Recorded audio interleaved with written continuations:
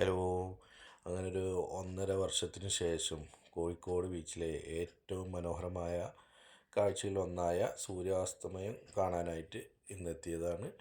ഇപ്പോൾ ഒരു സമയം ഒരു 5 മണി 5:30 ആയിട്ടുണ്ടാവും. അപ്പോൾ നമ്മൾ വണ്ടിയൊക്കെ ഒന്ന് പാർക്കിങ്ങിന് 2-3-4 പ്രാവശ്യം യൂ-ടേണൊക്കെ ഇട്ടിട്ട് പാർക്കിങ് കിട്ടണം. അത് കിട്ടിക്കഴിഞ്ഞ ഫസ്റ്റ് ചലഞ്ച് കഴിഞ്ഞു കോഴിക്കോട് ബീച്ചിലെത്താൻ. പിന്നെ നമ്മളെ ഓരോരോ കടലിലെ ഐസ് ഐറ്റംസുകൾ, അങ്ങനെ ഓരോ ജ്യൂസ്, അങ്ങനെയുള്ള ഓരോ സംഭവങ്ങളൊക്കെ ആയിട്ട് അങ്ങനെ തുടങ്ങും. ഐസ്ക്രീം അങ്ങനെയുള്ള സംഭവങ്ങളൊക്കെ ഇത് കഴിച്ചില്ലെങ്കിൽ കാണാൻ തന്നെ ഉണ്ടാക്കുന്ന കാണാൻ തന്നെ രസമാണ്. പഴയൊരു വൈബൊക്കെ ആയിട്ട്. പിന്നെ കുട്ടികൾക്ക് അപ്പുറത്ത് പട്ടം പറത്തുന്നവർക്ക് പട്ടം പറത്താം.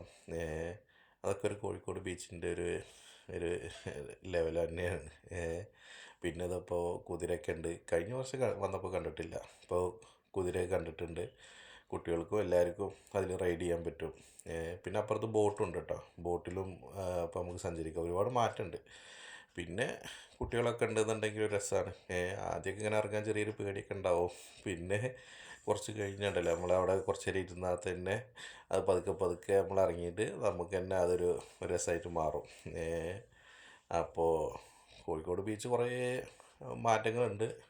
ഇപ്പോൾ കഴിഞ്ഞ പ്രാവശ്യം വന്നതിന് ഒരുപാട് ആളുകൾ നല്ല കൂടി ഈ സമയത്തൊക്കെ. മറ്റേ ഈ സമയത്ത് അത് ഇത്ര ആളുകൾ ഉണ്ടായിരുന്നില്ല. ആളുകൾ കൂടി. അതുപോലെ ഒരുപാട് എൻ്റർടൈൻമെൻറ്റൊക്കെ അപ്പുറത്തും ഇപ്പുറത്തൊക്കെ ഉണ്ട്. വികസിച്ച് വരുന്നുണ്ട്.